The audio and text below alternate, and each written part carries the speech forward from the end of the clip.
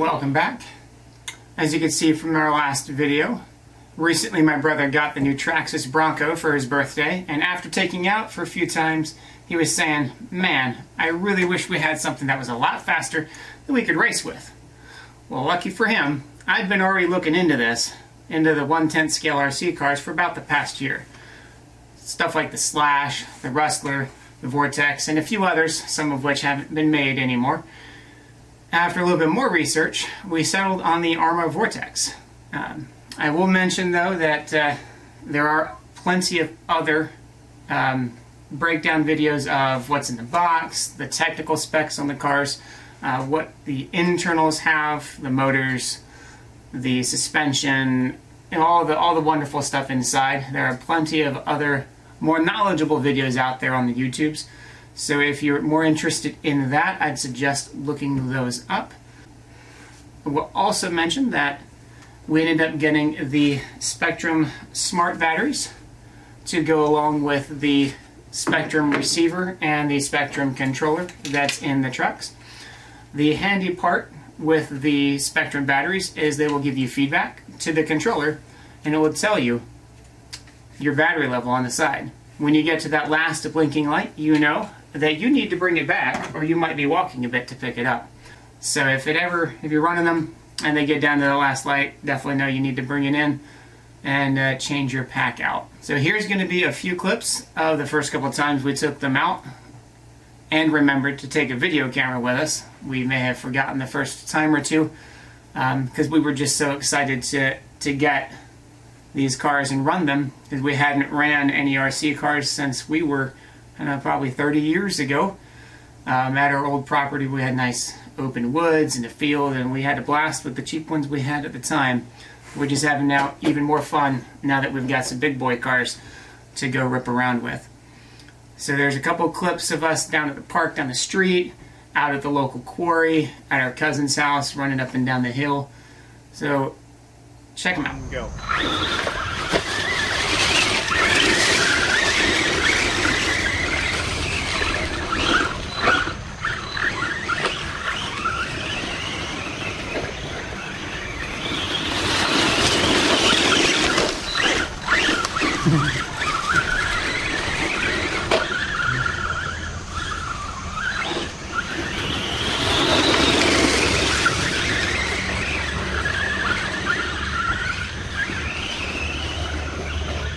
Oh no, I almost jumped. That was awesome.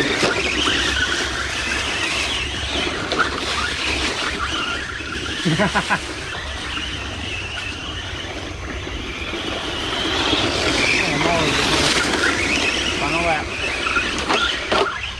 There you go.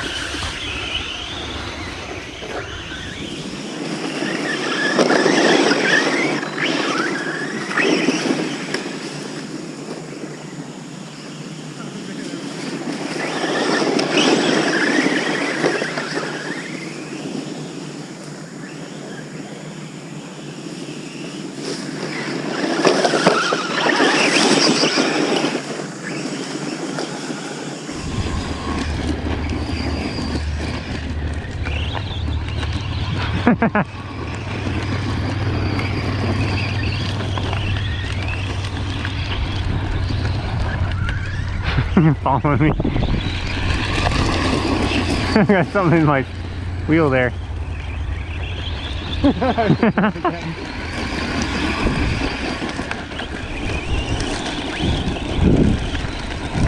the lap.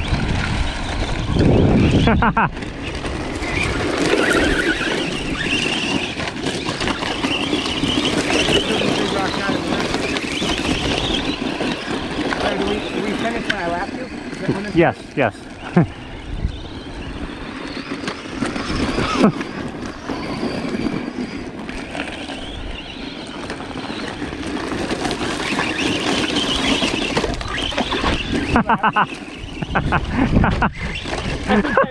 That's the second one.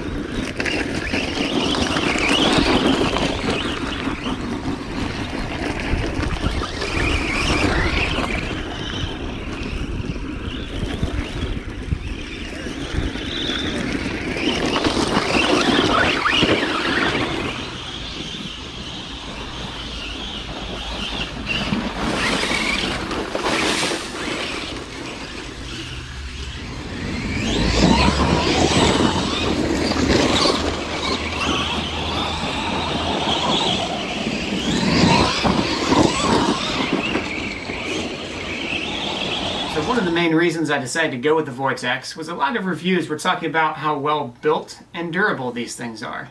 And since I wasn't looking to do anything like jumping them 20 feet off skate park ramps or ripping down the road at 55 miles an hour, I wasn't looking for anything crazy, and the more durable it was, the better off it would be for me doing more mild things. I was looking for more reliable 4x4 RC that we could take down to the park around the corner of the street. We could take them, ripping them around the trees, down the dirt. We could take them out to the local quarry park and just have a lot of fun just racing around the dirt with my brother. And from my short experience with these things, they have been extremely durable and reliable. And as you can see, we haven't done anything crazy with them, with the exception of ripping around at the quarry at the throttle 100% with a couple of tumbles and occasionally catching a rock and sending it quite a ways. And so we usually just leave the throttle at 50%. And there's a catch on the controller. That would tell you 50%, 75, or 100. Most of the time we just leave that sucker down at 50.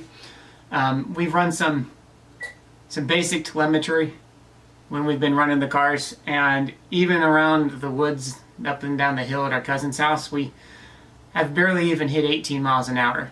So it's not exactly all that pressing to have it at 100%, because going at 100% through the hills and the bumps and the trees is just not worth the risk. So on the plus side though, with having it at 50%, the batteries tend to last a little bit longer, and the motor doesn't heat as much because it's not pushing the vehicle as hard. Generally we've been getting about 25 minutes of constant racing around with the 5,000 milliamp batteries.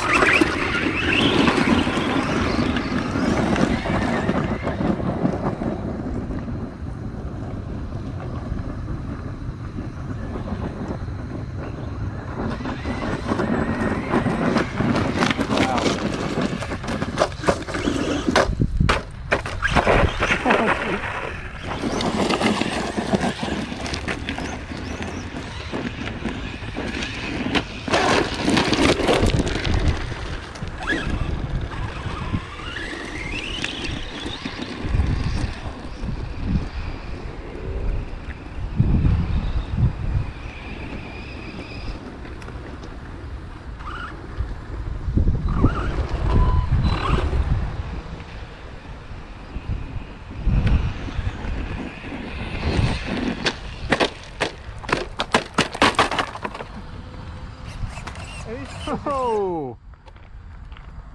You got a hole. I got a hole in it now. Back to 50%.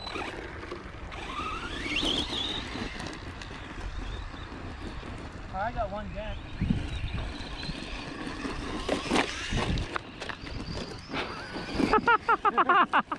That was awesome. So coming up, we'll be putting together a longer term 6-month review on how well that these cars have been holding up and what we've had to do to maximize the ability for us to have fun with them.